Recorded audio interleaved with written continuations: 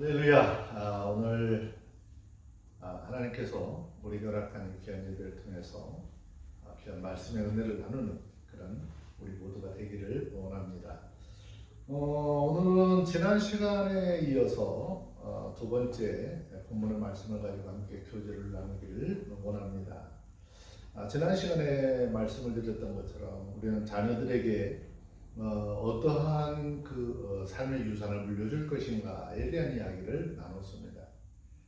어떤 물질적이고 세상적인 것보다는 믿음을 유산으로 물려주고 또 우리의 삶에 하나님께서 주신 것으로 자족하면서 삶을 살 때 그 삶은 결코 허무하지 않는 그런 삶을 살게 된다라는 말씀을 드렸습니다. 오늘 말씀 속에서도 다시 한번 우리가 이제 생각을 해봐야 될 것은 내가 오늘 하루의 삶 속에서 살아가는 그 삶이 정말 자족하고 정말 감사하며 살고 있는가라고 하는 것을 한번 살펴봐야 하는 것이죠. 하나님께서는 우리에게 주신 것을 우리는 이 세상을 살아가는 날 동안에 분복이라고 하는데 그 주신 분복을 받아 누리면서 사는 것이죠. 그래서 우리가 살면서 먹든지 마시든지 무엇을 하든지 하나님의 은혜와 그 사랑 안에서 주어졌다는 사실을 고백을 하시고 또 좀 더 누가 많이 가졌다거나 또 내가 좀 가진 것이 적다거나 해서 낙심하거나 슬퍼하실 필요도 없어요. 그래서 내게 주신 삶 속에서 내게 주신 은혜로 감사하며 삶을 살아가는 우리 모두가 되기를 원합니다. 제가 어제 그 말씀을 이렇게 좀 준비하면서 어떻게 그 시를 한 편을 보게 됐는데 이 시가 마음속에 시 귀절이 마음속에 굉장히 크게 좀 와닿았어요. 그래서 오늘 먼저 이렇게 말씀을 드리면서 예배를 시작을 할까 합니다. 여러분 정말 행복하십니까? 정말 행복하세요? 무엇 때문에 행복하십니까? 내가 정말 행복하다. 내가 무엇 때문에 행복하다라고 고백을 할 수 있을까라는 것을 한번 돌아보는 그런 시간이 되기를 원합니다. 제가 오늘 여러분들에게 잠시 그 시를 한 편을 읽어드릴 건데 제가 이렇게 무슨 그 TV라든지 라디오에 이렇게 들려 나오는 그 나레이션을 잘하는 사람처럼 그렇게 잘 하지는 못하겠지만 최선을 다해서 오늘 이 말씀을 이렇게 좀 함께 교제를 나눌까 합니다. 오늘 아침에 일어났을 때라고 하는 제목이 있는 그런 시입니다. 오늘 아침에 일어났을 때 당신의 몸이 건강하다면 당신은 이번 주를 넘겨 살지 못하는 이 세상에 100만 명보다 복을 받은 사람입니다. 한 번도 전쟁의 위험이나 수용소에 갇혀 외로움이나 고문의 고통이나 굶주림 또는 쓰라림을 경험하지 못했다면 당신은 지구의 5억 명의 사람들보다 더 나은 복을 받은 사람입니다. 체포, 협박, 학대, 고문, 그리고 죽음의 두려움이 없이 지금 이 시간 교회에 나와 예배할 수 있다면 당신은 이 세상에 30억 사람들보다 더 복을 받은 사람입니다. 만일 당신의 냉장고 안에 음식이 있다거나 당신의 몸에 옷이 걸쳐져 있다거나 또 머리 위에 지붕이 있고 잠잘 장소가 있다면 당신은 이 세상의 50%의 인구보다 더 부유한 사람입니다. 또 통장이나 지갑에 돈이 있다거나 집 어딘가에 작은 그릇에 쓰고 남은 동전들이 있다면 당신은 이 세상 8%의 상위권 안에 드는 부유층입니다. 하지만 그것보다도 당신이 고개를 들고 얼굴에 미소를 띠며 감사할 수 있다. 그야말로 놀라운 복을 받은 사람입니다. 왜냐하면 대부분의 사람들이 그렇게 할 수 있는데도 하지 않기 때문입니다. 여러분, 하나님께서는 우리에게 이렇게 감사할 수 있는 조건들을 너무 많이 주셨습니다. 받지 못한 것을 한탄하고 그것을 얻고자 조바심 내며 탄식하기 때문에 우리의 삶은 너무도 짧고 또 그것을 얻었다 할지라도 인생의 허무함을 극복할 수 없는 것이죠. 그러나 만약 우리가 주님께서 주신 은혜를 감사하고 바로 나 자신이 그 놀라운 축복의 수혜자임을 알고 스스로 자족하며 살아간다면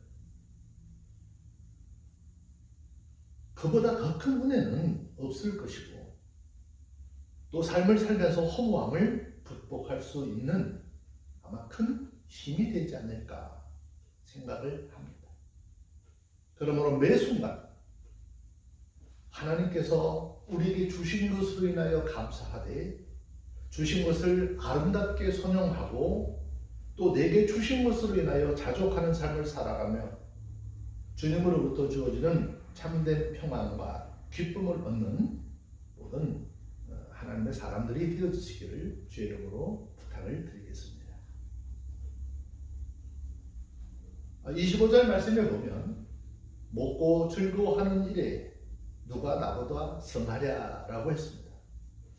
이 본문은 오늘 본문 가운데서도 학자들 간에 많은 논란의 여지가 매우 많은 것이죠.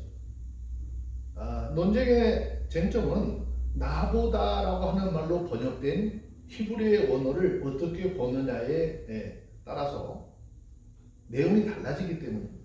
이 단어를 누가 나보다라고 하는 뜻으로 볼 것이냐 아니면 누가 그를 이라는 뜻으로 볼 것이냐라고 하는 문제인 것이죠. 만약 이 단어를 전자의 의미로 본다면 한글 개역 성경의 뜻이 맞지만 이것을 후자의 의미로 해석을 한다면 누가 하나님을 떠나서 먹고 즐거워할 수 있으랴라고 하는 의미가 되는 것이죠.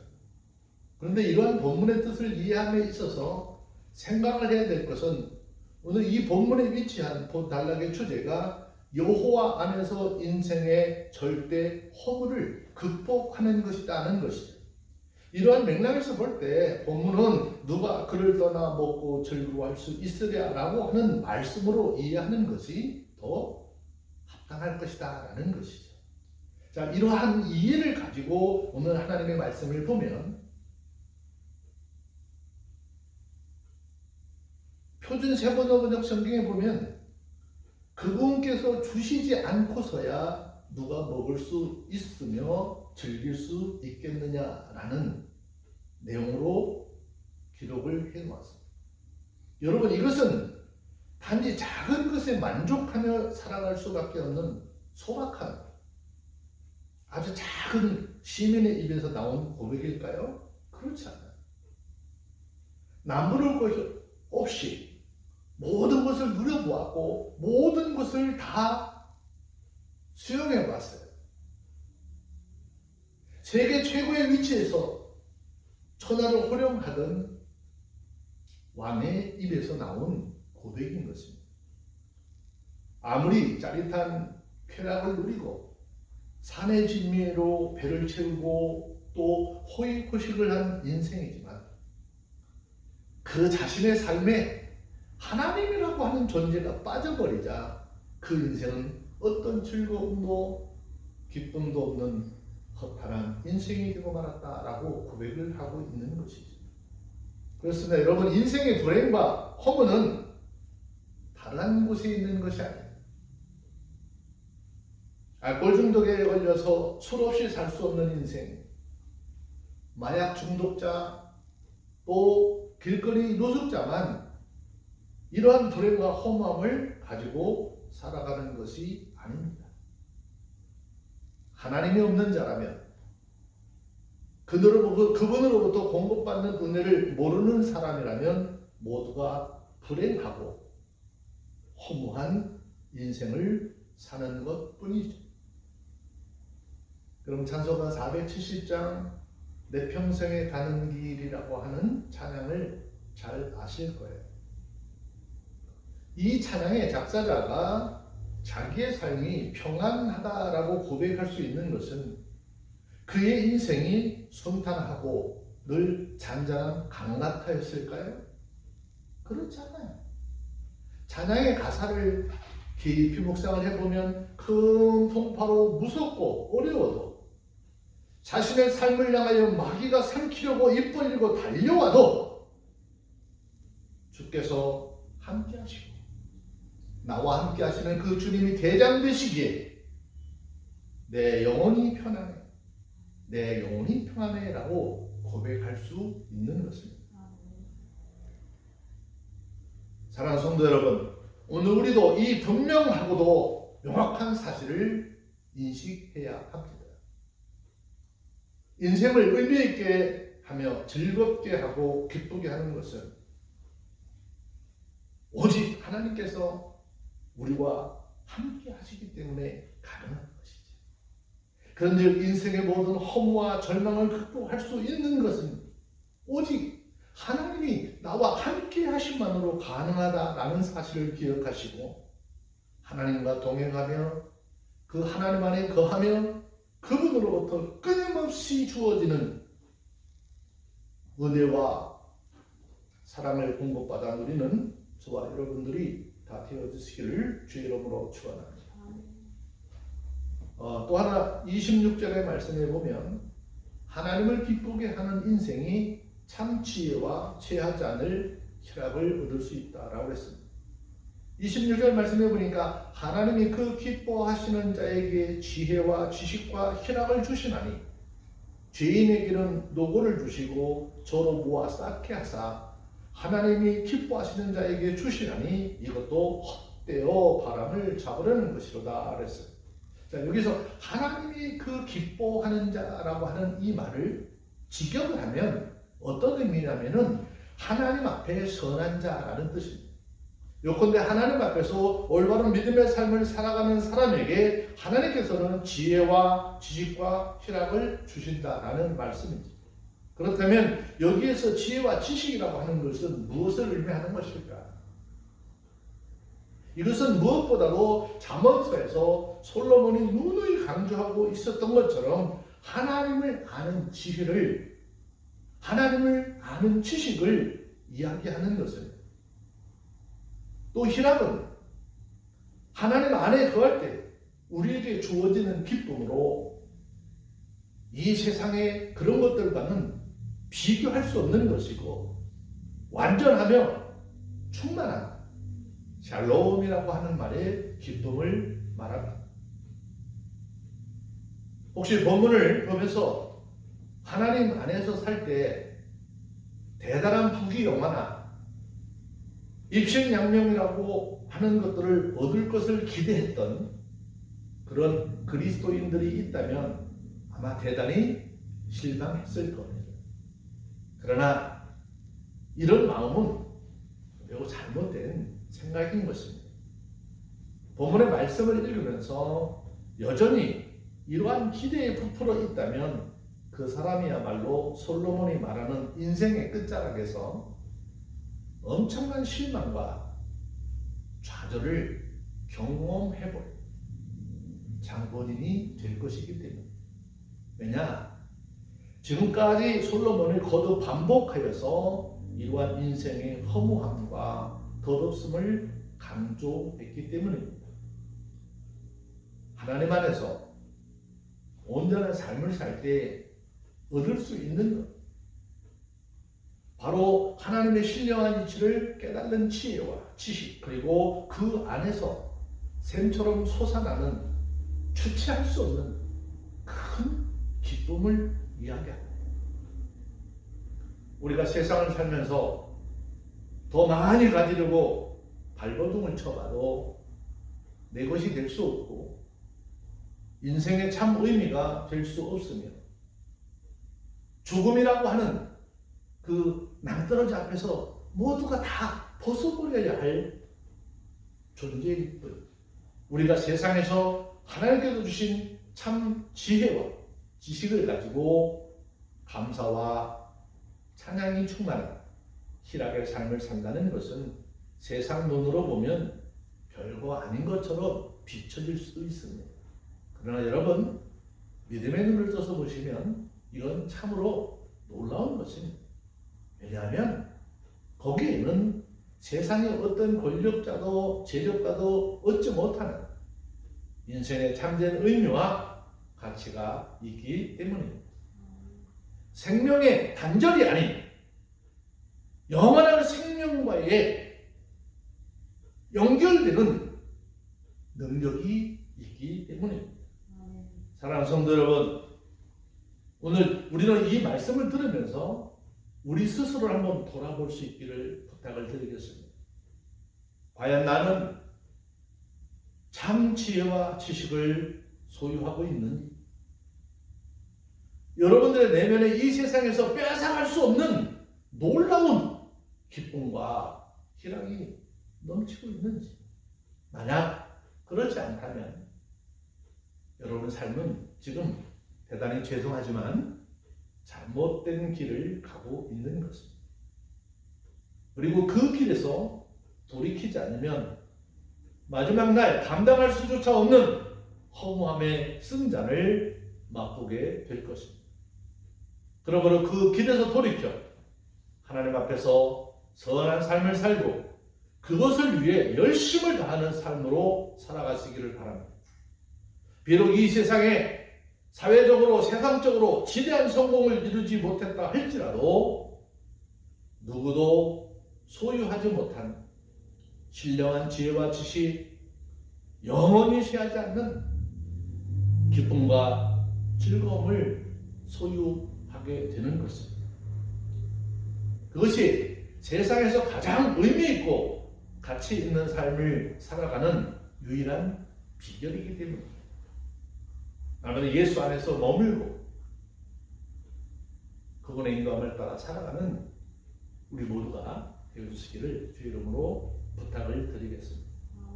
26절 말씀에 한번 보십시다. 죄인에게는 노고를 주시고 조로 모아 쌓게 하사 하나님이 기뻐하는 자에게 주시나니 그랬어요. 자, 이 말씀을 통해서 한번 생각해 볼 것이 있습니다. 그것은 죄인의 형통함을 보고 우리가 부러워한다거나 시험에 빠지지 말아야 한다라는 것입니다. 자, 우리가 신앙생활을 하다가도 주변을 둘러보면 세상의 온갖 거짓과 악독을 자행하는 죄인들이 믿음으로 정직하게 진실하고 성실하게 살아보려고 하는 그리스도인들보다 훨씬 더 잘 되는 것들을 경험을 할 때가 너무나 많습니다. 이러한 일들을 보면서 믿음을 의연하게 잘 견뎌내는 경우도 있지만 대부분 하나님께서 살아계신 것이 사실인지, 하나님이 정말 자신을 축복해 주시는 분이신지,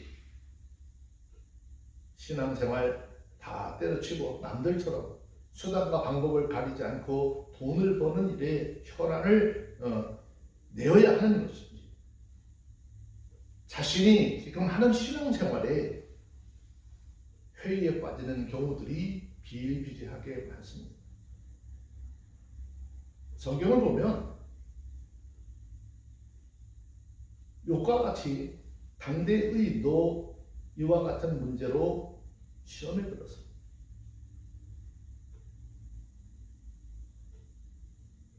이스라엘 백성들에게 신실한 하나님의 사람도 이러한 문제로 시험에 빠질 뻔했다라고 고백하고 있습니다. 하지만 결론부터 말씀을 드려서 성도는 그것으로 말미암아 시험에 들어서는 안 된다라는 것이죠. 왜냐? 오늘 본문에서 말씀하고 있듯이 그들이 아무리 많은 것을 쌓아 모아둘지라도 궁극적으로 그것을 하나님이 기뻐하는 자에게 주어질 것이기 때문입니다. 말하자면 아무리 악한 방법까지 동원하여 얻은 것이라 할지라도 그것은 결국 의인 곧 하나님의 백성을 위해서 쌓아놓는 참으로 헛된 먹풀이라는 사실입니다. 그러므로 사랑하는 성도 여러분, 오늘 우리 타인의 삶, 특히 악인의 형통에 초연한 모습을 보여야 합니다. 분명한 선을 긋고 조금도 흔들리지 않는 삶을 살아가는 우리 모두가 되어야 하죠. 솔로몬은 의인이 악인 앞에 굴복하는 것은 우물의 허물어진 것 같다라고 잠언서 25장 25절에서 말씀하고 있습니다. 의인이 악에 굴하지 아니하고 선을 견지하는 것은 선한 사람들에게 보이지 않는 큰 힘과 기쁨과 안정을 제공하여 줍니다. 그 자체로서 내가 선하게 행동하는 모든 것들을 격려해 주는 것이죠. 그래서 의인은 귀중한 것입니다. 바로 그렇기 때문에 하나님께서도 악한 자들이 힘들어 잘 모아두면 그것을 의인들에게 상복으로 주시는 것입니다. 우리 모두 이 점을 깊이 생각하셔서 언제든 의연하고 경건함과 거룩함과 선함과 의로움을 잃지 않고 살아가는 우리 모두가 다 되어주시기를 주의 이름으로 축원합니다. 기도하겠습니다. 하나님 감사합니다.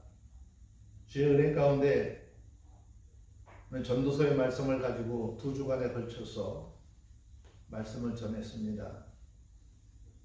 하나님, 우리 귀에 들려진 이 하나님의 말씀이 우리 각자의 심령에 잘 박힌 묵과 같이 되어서 말씀을 붙들고 살아가는 모든 하나님의 사람들이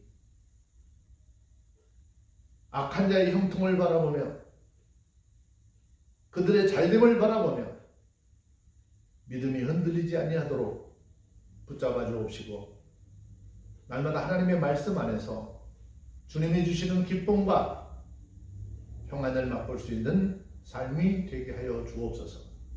예수님의 이름으로 기도합니다. 아멘.